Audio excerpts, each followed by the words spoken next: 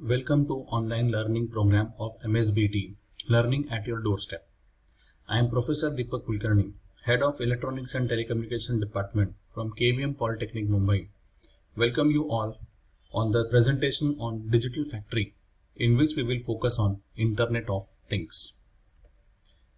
After completion of this presentation, the learners would be able to understand the features of IoT architecture and the main stages in IoT architecture. In this we will see the following points: features of IoT architecture, the different IoT architecture layers, and the main stages in IoT architecture. As you can see in this diagram, various sensors are being employed to sense various parameters like temperature, pressure, humidity, motion, light intensity.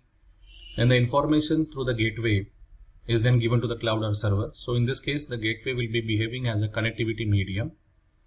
At the cloud level, the analysis will be done, the information would be extracted, it will be processed, and then the information would be given to the user on a suitable mobile app. So this is the overall working of an IoT subsystem that we have also seen in the previous presentation. So this overall IoT working will have four components: sensors, gateways, cloud or server, and then the user connectivity through a proper mobile app or by using a website link.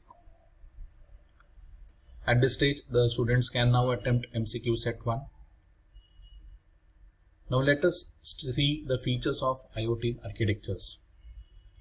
For a sustainable IoT architecture, the following features are required. First is connectivity.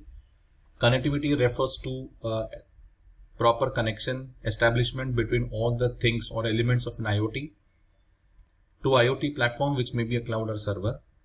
After connecting the IoT devices, it needs a high-speed messaging between the devices and cloud to enable reliable, secure and bidirectional communication, which is achieved by using a communication medium or a transport mechanism. Second feature required is analyzing. After connecting all the relevant things, then it comes to real-time analyzing the data collected and using them to build a effective business intelligence.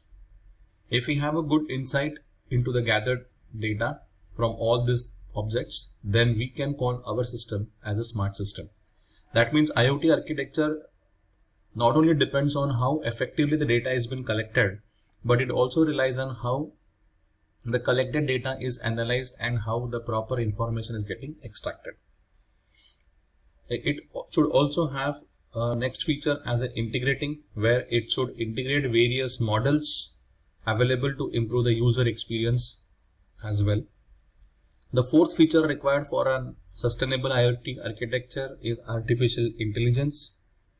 This feature will make it more smart and enhances life through the use of data. For example, if we have a coffee machine whose beans have going to end, then the coffee machine itself order the coffee beans of your choice from a retailer, so that the system would be always having the sufficient stock of coffee beans. That much artificial intelligence should be incorporated while developing an IoT system. Also, we require a good sensing. The sensor devices which are used in IoT technologies are of prime importance, because they will detect and measure any change in the environment and report on their status. IoT technology will bring various passive networks to the active network mechanisms. Without sensors, there could not hold an effective or a true IoT environment.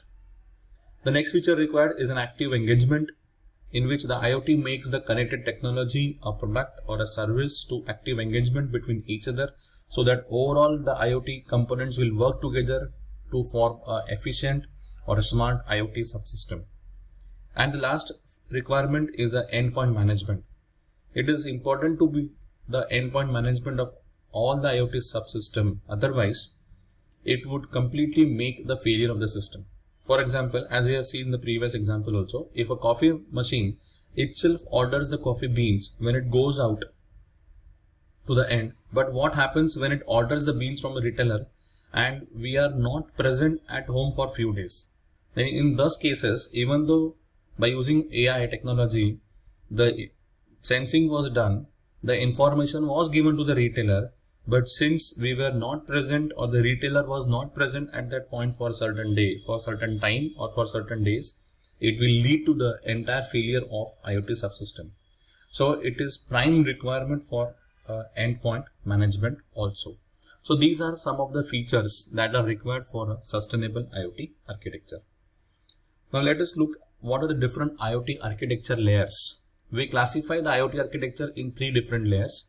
First is the client side, which is also said to be the IoT device layer. Second are the operators on the server side, which will be called as IoT gateway layer. And the third one is a pathway for connecting different clients and operators, or is also called as IoT platform layer. Now let us go through the main stages in IoT architecture. Already we have talked about the various components in IoT architecture like sensors, gateways, then clouds and servers. Now we classify it into minimum 4 stages. The stage 1 of an IoT architecture consists of network things, typically a wired sensors or a wireless sensors, or you can also have actuators. That means they will extract the information from different things.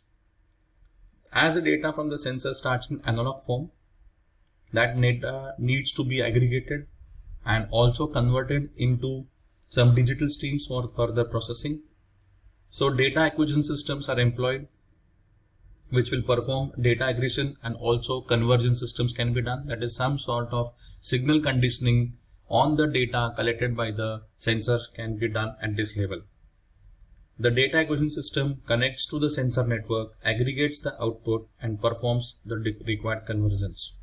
The internet gateway then receives the aggregated and digitized data, routes it over the Wi-Fi or wired LANs through the internet to stage 3 for further processing.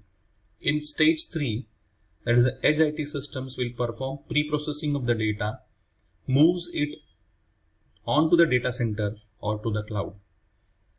At this stage, it may be located at remote offices or at other edge locations, but generally edge IT sits in the facility or location where the sensor resides inside the sensors reside closer, such as in a wiring closet. Finally, in stage 4, the data is analyzed, managed and stored on traditional backend data center systems. Now the students can attempt MCQ set 2. So at the end of this presentations, the learners would have understood the different stages in the IoT architecture, which describes how the data is gathered, processed and how it has been given to the end users. In the next presentation, we will now learn different routes that are available from sensors to cloud. Thank you and have a smart learning.